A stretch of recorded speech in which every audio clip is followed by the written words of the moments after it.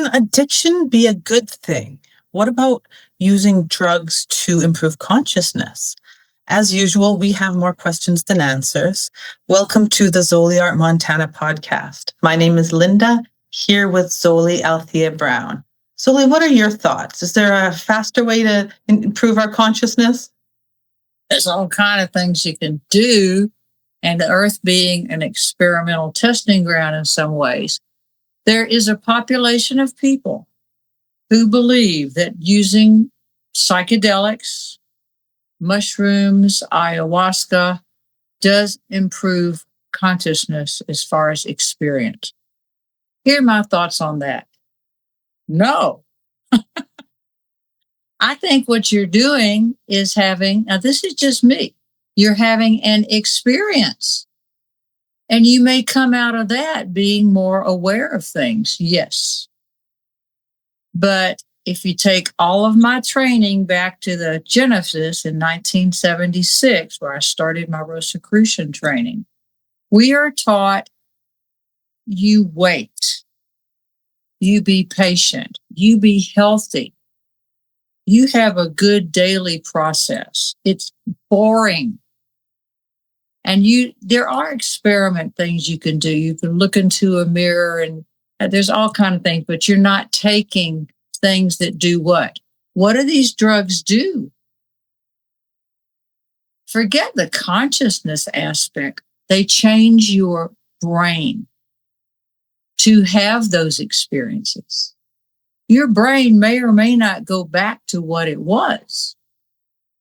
So it's not spoken of much that the population that I know who choose to take those things, and I say I'm their designated driver if I have to be, but they choose to do that. They don't talk about what it's doing. When you ingest that into your body, your bloodstream, afferent, efferent things happening, it's the brain that's affected. So what you're doing is drugging your physical body. You're drugging an organ of your body. You're not taking something and all of a sudden you're in the astral or you're here or that. It's happened because of what you did to your brain. That's my take on it. I'm not a fan of it. I stay far away from it. That said, we are all addicted to something. It can be yoga, it can be exercise, whatever. But we can't replace the word addiction with healthy habits. So I think the word addiction itself has to do with something that controls us, that we consider is our best friend that never says no, that we give over our higher power to. When you are taking a drug to have an experience, you give up your free will. You get that? You belong to the entities that guard that drug. Ayahuasca has entities, the mushrooms do, and to me, excuse that I hear people say, well, it's natural. So's Clorox. It's been here forever. So is evil. That's no excuse because it's a plant that it's okay. Try taking in the leaves of a nightshade plant. That is toxic. That'll kill you. That's natural. It's of the earth. It's a plant. It's an excuse to say, I'm on a schedule. I got to get this right now. I'm bored with life. I don't want to try in a healthful way. I think this is Zoli. I'm not letting myself wait. What do the masters think of this? They don't care what you do. If I talk to my master and I occasionally get a response and I say, I'm trying, he'll say, try harder. Well, when is this going to happen? When it does. Stay focused. They are not interested in your personal life. Who's interested in your personal life? You. The guards and guides around you, your guidance, your friends, your family, that's personal. But when you take a drug, when you get drunk on tequila, you've given up your frontal brain, your ability to discern. Now, that said, things like ketamine, LSD, they can be used by very talented clinicians for extreme cases, post-traumatic stress disorder, certain drug addictions coming out of that. There are applications for that. But for Joe Bob down the street who's bored and wants to be spiritual, I just think it's dumb. But that's me. You knew you're getting an earful, but it's just me. Why do we struggle so hard with waiting, and how can we recover a peace of mind without seeking these easy outs and these addictions? Oh, God. You had to bring that up. I'm going through that right now. The past week, this is one of those things that came out of the blue. And what it is nobody's business. But I'll tell you, because everybody has this happen. Your life is tooling along. You're doing well, this and that. Things feel comfortable.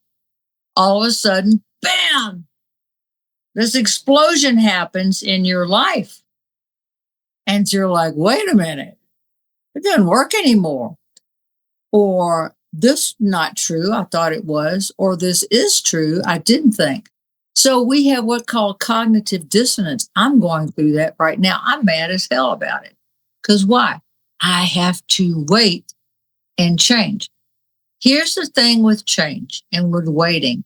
When we're waiting, we're in somewhat of a grieving period. You know, the stages of grief, the shock, the bargain, the denial, the bargaining, the anger, the depression, then finally, what the hell, I've got this. And we do and can get to that point. It may take years, it may take minutes. But waiting is hard, and it has to do with what? The earth plane is physical. Time. We agree to time. We agree to the material solidity of the world. It's solid. We agree to space. We have to come into this game of life on earth with Saturnian restriction to make us feel, to make us have emotions about it, and then decide what we feel. So it's hard. Why is it hard? Because it just is. We don't want to have to. I want this fixed now. It's not going to be fixed now. So what do? Put on my big girl panties. I'll bitch about it some, and then I go find something else to do, or I change what I need to change. Now that has come late to me in life. I'm gonna be 72. It takes time to do that. Why are kids so impatient? I think in a way, impatience is we see the future and it's just not happening yet. Artists are horribly impatient. Oh my God, we're awful at it because we feel emotions so temperamentally. And we can't always use those emotions to find what we feel like. So if you're going through a hard time, I think, and if you are impatient that things aren't happening, look at your physical world. Look at what you've created around those things. Can you change anything physically to move it along? Can you change your mind state? Are there people ask for help? But a lot of times the boredom comes from the absolute fact that we are these clay beings in these clay bodies living in a clay world. We're like little figurines in a way. You have to wait. And then sometimes it's possible it happens fast. Yeah, that's right. It'll either go too slow or too fast. It's never a happy, consistent speed, it seems. You get overwhelmed with everything all happening at once, and you were just complaining about how boring things were. That's how my world is. Do you think your creativity and pursuing the arts helps you temper some of that balance between waiting and being overwhelmed? Yeah, it does, because it takes me out of myself. And color to me is magnificent. I always joke about the United States. I think of Diane Keaton's house and her wardrobe. America, America, land of the free and home of the beige. Beige can be calming, but I like color. I like the drama of color and the vibrancy and the joy it brings me. I did that today. I was in a really pissy mood because of what I have to go through. God forbid, like I'm the only one in the world. Talked to Tom about it, and his normal calming self calmed my fear. And I thought, tomorrow is my girlfriend's birthday. I'm taking her to lunch. I'm going to do her a piece of art. And as soon as I sat down with that and started, it all melted away. So we are given things to calm us. I was focusing on how much I love my girlfriend and how much she loves my art for whatever reason she connects with it. She's also an artist. So connection with other people is part of it. This is not supposed to be easy. This is hard. I'll say to Tom's grandson, son, when he comes, well, we're going to go out on the quads, down the gulch and this, that. I'll say, well, good. Have a hard time, get scared, hurt yourself and come home. It's not an adventure till something happens. You will learn from that. I mean, fall off the cliff. But to be comedic about it, and I call when he scratches himself, that's your battle scar. But my last life, I come from the galactic wars. I've got this warrior spirit about me, and trying to calm myself down with that sometimes is very challenging. I'm like a chipmunk. I keep moving. Part of it's autism. Yeah, part of it is. I get that. But I think most of it is I want to create. So if you're feeling distraught, what can you create? What can you do inside yourself to create something? And I don't mean go clean out the drawers that you've been meaning to clean out forever. Find some little joy muffin that you can give yourself. I've been meaning to want to look at this book for a while or this or that. It's okay to do that.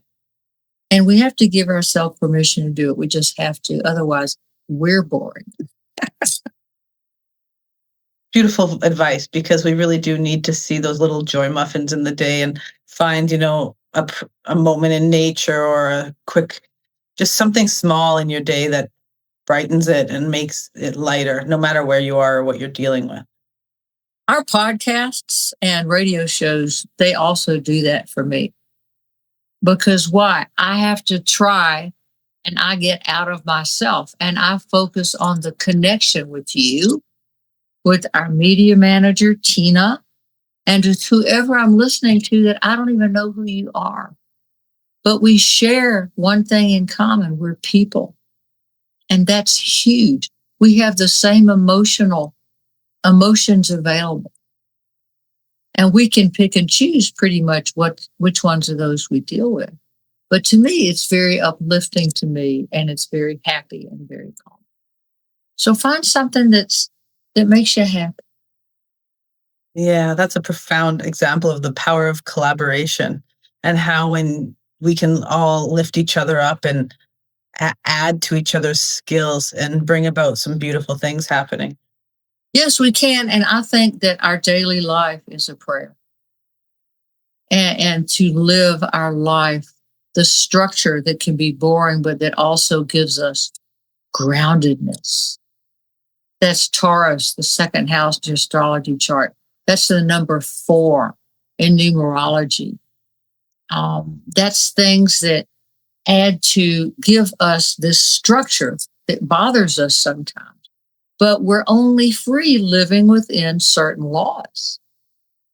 If you want to be free, you can't just do anything you want anywhere. The jails are filled with that. You can't do that. You have to have structure. So is it easy? Hell no. Finding that balance and structure. But for me, the only one I can really speak for, there are things that I've spoken of I do during the day. And I'm learning more to appreciate those little spaces in between those segments of time. doing laundry, cooking dinner, working outside, whatever. It's Montana. There are things that you just do. Y'all live rather remotely yourself. And so we have to have structure.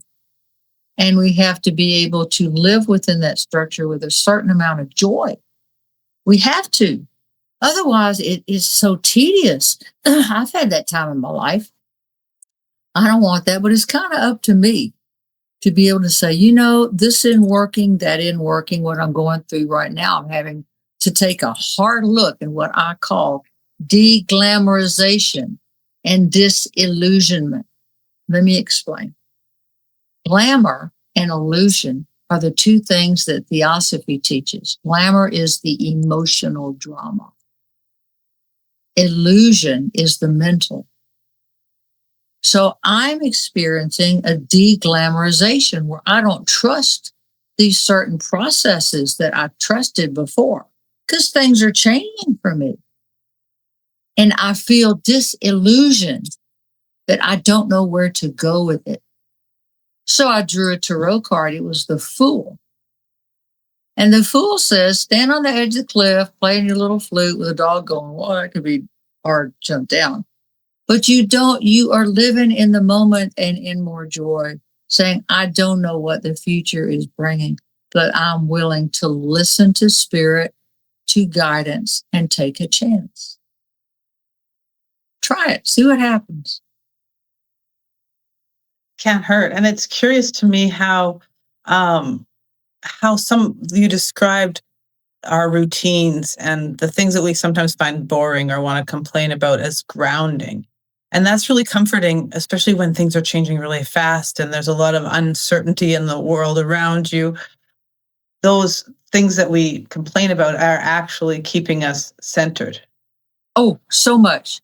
You want your routines during the day, the things that you don't even think are routines, but you want those to be purposeful for your life. To do things that aren't purposeful, like if the kid spills the milk for the fifth time, oh, you are dead. That's what duct tape's for. You get upset. You can't do anything about that. But your structure and your groundedness knows how to behave in that area. How do you teach the child? What do you do during the day with your life? My patterns, and possibly, I think my autism plays into that too, because we have this thing where if it's not perfect, at least it can be organized or ordered. So I like order. I like to create beauty. I like the dignity and the artistry of life, but I'm an artist. That's what I do. So I think the structure that you have during the day, the mundane chores, they're there. It's like the meat of your life. It feeds you. You can depend on it. And others will depend on you to do those things too. That foundation kind of sets you up, protects you against those glamours and illusions. Illusions sound almost like intrusive thoughts, the mental drama we create for ourselves. It is. It's the thought forms. I'm amazed when I'm doing chores during the day, what goes through my head. Oh my God. And if you don't like it, wait a minute, it'll change too. Our wonderful marital therapist says, if you don't like what's going on, if you're upset, you wait 20 minutes.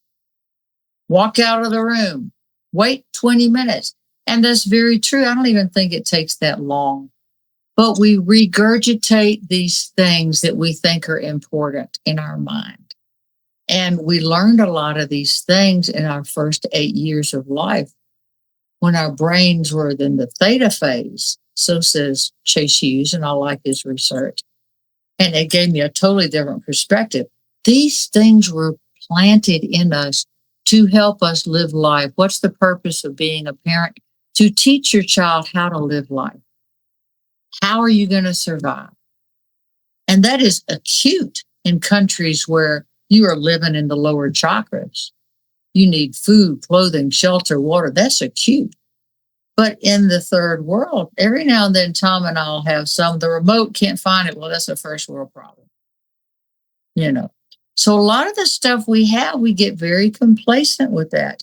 And over the next couple of years, this world is going through an enlightenment, which means all the little nuggets of turds are floating to the top. And we're going to think that's all that's there, but it's not. It's there because it's done and it's changing. We're headed for a brilliant, brilliant future. And I spoke of this on the radio show. And Maitreya teaches that all you have to do to grow spiritually, I think, let me back that up and say, I think it's not looking for personal experiences because of what he says. That's why the drugs and alcohol don't work. It's your personal experience. Just me. What Maitreya says is to be honest with what you're thinking. Yeah, I'm thinking that, and that is me. And then speak that honesty. Then you detach from the outcome. And that's not saying, well, I'm going to say whatever I think. You know the difference. But when you're doing that, you're joining your heart and your mind. And there's peace. We all want the same stuff. I say this over and over, but I'm going to say it again. I think it's huge. With all the political unrest, the religious problems, the things about sexuality, what you believe, what you do, we all, if you back it up far enough, we all want what? We want peace of mind. We want enough food, potable water, shelter, clothing. We want a community that is responsive to our needs and we to it. We want officials who are not crooks. We want sharing. We all want the same thing. So what's the deal right now? For the past 100,000 years, the lords of materiality have been ruling this earth. 100,000 years. That was the end when Atlantis decided to, blow itself up. I want to get into why. But there was a war. And the war was against the masters and hierarchy, the devas, and the dark hats, what you call demonic or satanic energy. And who you call Satan, who was Lucifer, isn't even here anymore. I think it was December 1947. He was sent back to Saturn. He's gone. Because you messed up. What y'all did was escape from your job description, and now you're out messing with humans, trying to get everybody to join you. But the masters are back. They're coming out of the mountain and the high places of the world, the deserts, the hidden places, the little Shambhalas. And they will guide and teach and reach us. But it's up to us to do the work. Nobody's coming to save you. Who is coming is somebody wise to give you options. My girlfriend that helps me clean this stupid big house, she has twins. They're 3. Oh my God, they're adorable. But they started whacking away at each other, at her. She's like, I can't do this. So she and her wise husband are giving them options. You do that once, you slap me in the arm or you hit the wall, you are going straight to a timeout. There's no option. So you know the rules. That's what the masters and hierarchy is going to do for us. If you do this path, this is what's going to happen. If you do this path, this is what's going to happen. That's the future that we're looking forward to. And it's brilliant and bright and wonderful. And AI is going to change everything. It's going to cure so many diseases. We're going to have instant access to so much information. Where it's going to cause problems are through humanity's emotions, when we can't control ourselves. So we have to step it up a bit. They say it's artificial intelligence. I call it alien intelligence. It comes from somewhere else. Why? Because we're ready for it. We're ready for it. It's like if you have to go to a higher grade and you're not sure and maybe you got a D, you got to go anyway. And that's what we're doing. Alien technology, do they keep themselves hidden and not not share that it's alien technology or not share about their existence because Earth is too icky of a place? No, I don't think it's too icky of a place. They've never not been here. Never. They have been here forever. And they are not physical beings because their planets, they have evolved in consciousness out of the physical. Mars is 3 million years ahead of us. Venus, Vulcan, oh my God, they're so far ahead. But they are all love. They don't have personality dramas like we do. So they wait for the invitations. When are we ready? And not go, oh my God, aliens. Their message to me, and everybody can talk to them at a certain point. You get, messages from your guidance also. They say, you want to know what's going on and what's going to happen? Look up. Look up. This is where it's all going to come from. Look up. And it's nothing but love and dignity. Nobody's coming to harvest your organs. It's just not. They've never not been here. And they are, for those who have eyes to see and ears to hear, there's much information out there. Look at the information from Ray Hernandez. Search his name, Rainiero Hernandez, dear friend of mine, dear friend. He's gotten, I think it's four or five books now, and you can download them for free. But there's a lot of information there. So it's not because Earth is so horrible. They know all about that. They went through that phase too. But they are what I call our elder brothers. So it's being revealed in the next couple of years. You're going to hear a heck of a lot more than you're hearing right now. Why do we feel so alone since we're surrounded by love? Well, that's part of the lesson, isn't it? To be alone, you're like in the dark, and you don't seek God unless you're really in the dark. If you're all full of joy and light all the time, you're not going to be asking for that much help or this or that. We seek each other, and we seek the God within each other. And that God is light. And that light is illumination, enlightenment. It's also love. We can't live without it. But being alone is just part of it. Sometimes we do it to ourselves, don't we? When I'm going through things, I have to spend a lot of time alone. I told Tom today, I would absolutely love it if another COVID thing happened. I had to stay here for 2 months. I'm fine with that. But we live remotely in Montana. I don't care. I'm socially connected, but I don't want a lot of that. It's your choice. So when I feel alone, it's not that I'm not around people. It's that I am having to look at some issues that's, the saying that the teacher is quiet when the student's being tested. I think that's an important thing to realize. It is a good one. And it's a reminder. It's a bit humbling that we're always looking outside of ourselves when maybe that's the lesson. Yeah, it is. It's very hard. This is not supposed to be easy. These next couple of years, I'm telling you, you guys got to put on our big girl panties here, to control ourselves, what goes in our mouth and out of it. I don't always do well with that at all. I'm just me. I'm just the people here. Talk to my husband. Oh my God. Want to see some eye rolling? He's right. This thing that I'm enduring right now, he's been right about it for 15 years. He didn't throw it down my throat.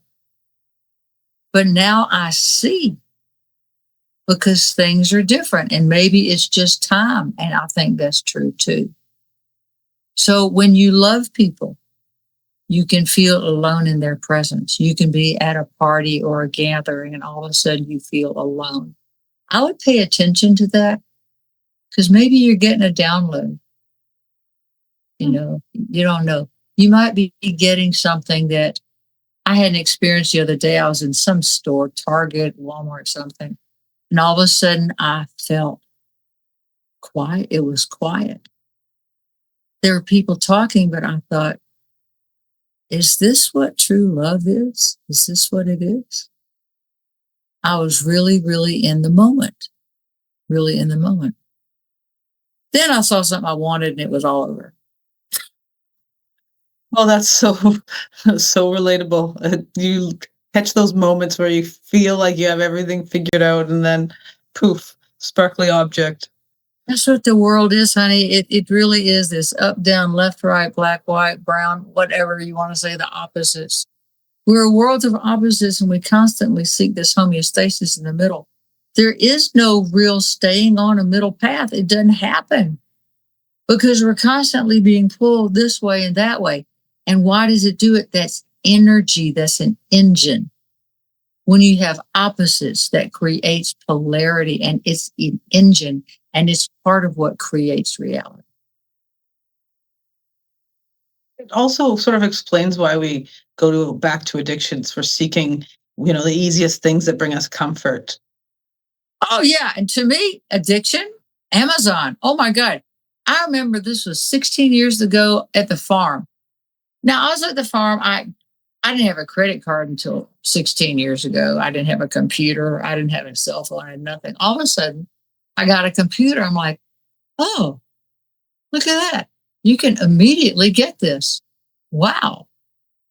So it was quick and it was immediate. And you think Amazon doesn't know about that? Now, it is wonderful. So here's the balance. This was a couple of years ago in Montana. I needed a glass. I was trying to clean this mirror and I liked my glass spray. Couldn't find it. I went to 4 different stores. Took me a couple hours. I was pissed. I get back in the truck. I search it. There it is on Amazon. I had it the next day. I said, okay, things have changed here. So how do you do that? A lot of people they do all their shopping except for food on Amazon because things are different. We will soon have drones dropping the stuff. But you have to control that too. And so it's hard to do that. So as things change, we have to control our engagement with those energies. But the addiction never changes. That we want to be engaged in the world and not of it. Now, how do you do that? Oh, God. I think that's what I was feeling when I was in that store. I was in the world, but I wasn't of it for a few seconds. And then there's that sweater. I wonder who had that sweater. Did I get it? No, it was too expensive. But this is how we get distracted. And I don't think we should beat ourselves up over it because we can't help it. It's just people-ing. We're people-ing. Yeah, that being a people and all the physical senses and things that go along with it, it makes it difficult to even perceive the spiritual world, even though it's all around us. It does. And to realize that and to be kind to ourselves is hugely important. Not until my later years did I say, you know what, Zola, you doing the best you can. Now, come on. You have a neural deficiency. You are autistic. There are things you cannot grok. You cannot do that. Like, wow, that's a gift. I know that. I forgive myself. So I go around it or I tell people I can't track when you say that because my brain doesn't work like that. Sometimes it doesn't work at all. Just ask my husband. We have to forgive that piece of ourselves because we all have stuff in us that just doesn't work all the time. I don't care if it's an emotion that keeps coming up. I don't care if it's a habit or something that is unresolved. It's just part of life. And that is what Maitreya talks about. The greatest drug there is detachment. How do we do it?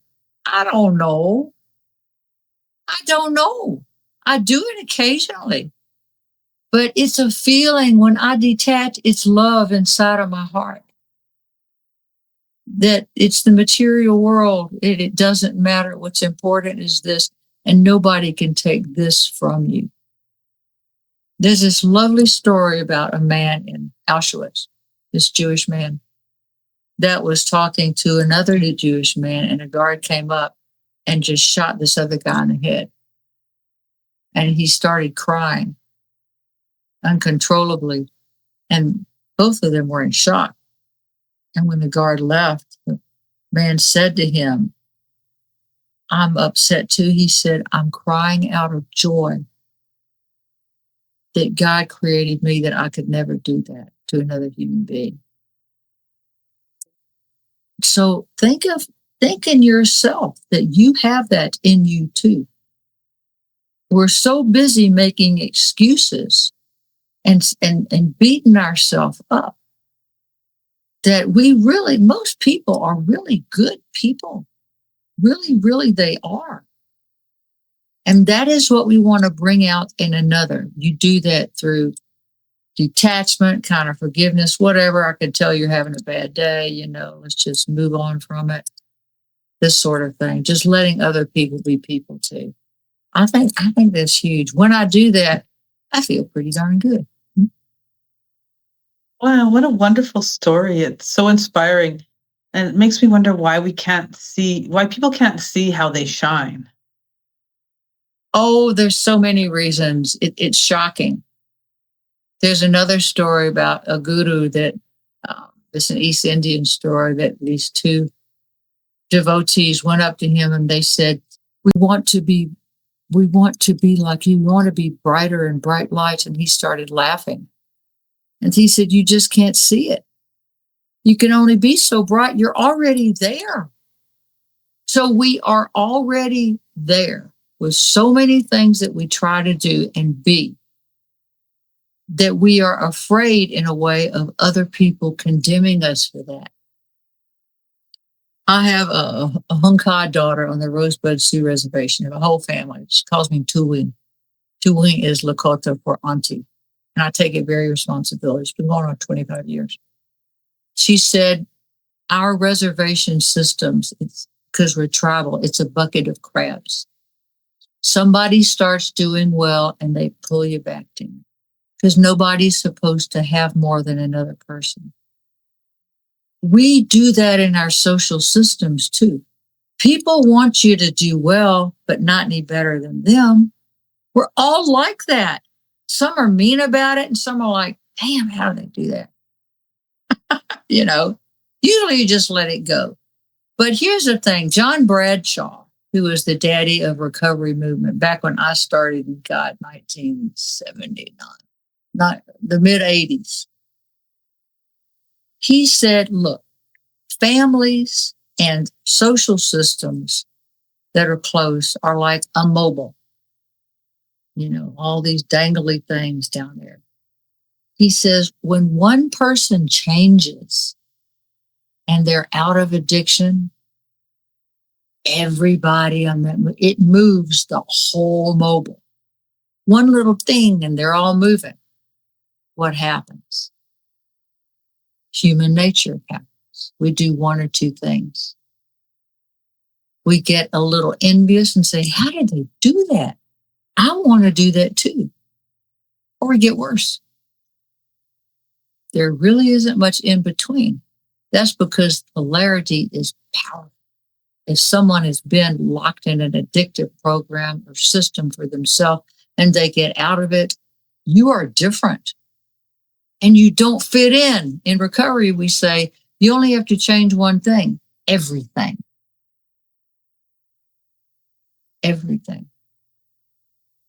So the dignity of what you're speaking of wanting to do better, and the dignity and the grace of saying, there by the grace of God go on. Why is it so hard? Because it is. We're all nuts. We're all in the DSM somewhere. When I started out taking psychology back in the 70s, I was going to be a psychiatrist or psychologist, but it didn't work for many reasons. Don't get me started. You're all in the DSM somewhere. We're all personality disorder, and you start thinking you're absolutely batshit crazy at some point. But then from going all the way over here, you start to pull in. My daddy used to say that to me. He says, you're artistic. You're kind of wacky doodle, Instead of going all the way this way, you will find as you age that it gets closer and you get calmer. And that's exactly what's happening. Oh, that's beautiful revelation. I'm glad it transpired for you. And was that just by trying and struggling through it? you ask often, well, Zoli, how did you do that? Or how did somebody do that? And I say, by not doing it. Mm. That we do things, we accomplish things because we get so pissed off at ourselves. We get a bellyful and sick of it, of the effect of the cause of doing the same thing over and over that doesn't work. So at some point, it's like, no, I'm going to control that part of myself. Control. And I'm usually pretty good with that. I'm usually pretty good. I get a lot of help too. I don't expect to do this by myself. You don't want that effect. But sometimes we do that. Sometimes we're supposed to do it by ourselves. A lot of times our ego will say, I got this. Well, maybe you do, maybe you don't. I don't know. Like Forrest Gump said, life's a box of, chocolate covered cherry. You never know what you're going to get. Life's a box of chocolates. You don't know. But God, I want to know. I want a little name tag on everything so I'll know. So my ego will be right all the time. Sure, I want that. Who don't want that? But you grow and you go, I'm so sick of being that way. God help me. That's why in recovery we say, I recognize that I can't do this. I need help. There's the call goes out. I need help. You're sending out this electric thing, this electromagnetic impulse. Then you say, I'm going to turn this over to God or higher power. And then I'm willing to give this to you. Sometimes I said this the other day when this situation started. I said, Jesus, fix this. I need help, fix it. And he knows what I mean. I'm expecting to walk in and go, you get in line, you this, that. That's not it. But it's show me the way. And when I talked to my mom about it, who's on the other side in the astral realm, I don't know if she was playing golf or something. Dead person's golf. She's probably better at it now than she was.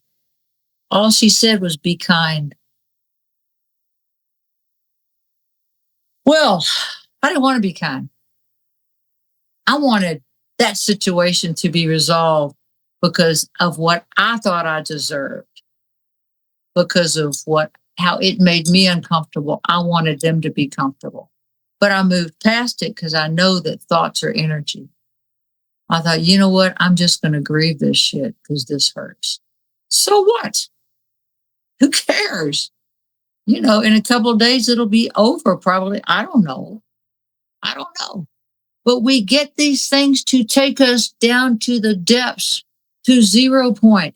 We have to go there. You will go there. What are you going to do when you get there? What are you going to do when you have a flat tire in hell? Ask the demons to help. What are you going to do? There's help is always available. And the most time I think that we're closest to God, to higher power, is when we're grieving. And I think we grieve every day.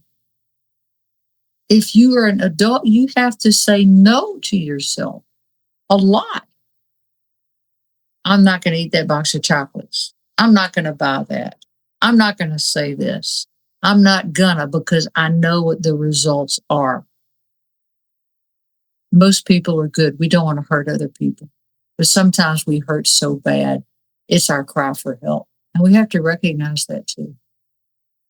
Very true. And allowing ourselves to grieve isn't expected. We usually are just, keep calm and carry on. So being able to grieve and letting yourself go through that it's really a compassionate thing to do for yourself. It is. And I think people will do it maybe differently than other people. Different cultures will do it differently. Males will do it different than females. I'll say to Tom, I'll present something to him and he'll go, this. I said, that's what you think. What do you feel about it?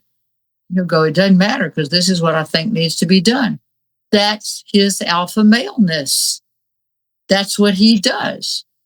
So as far as what I feel, I'll call my girlfriend and we'll get into what you feel about it. That's my job. That's not Tom's job. But we are insatiable. We want everything taken care of us. We want everything. And that's just the personality. The soul doesn't want that.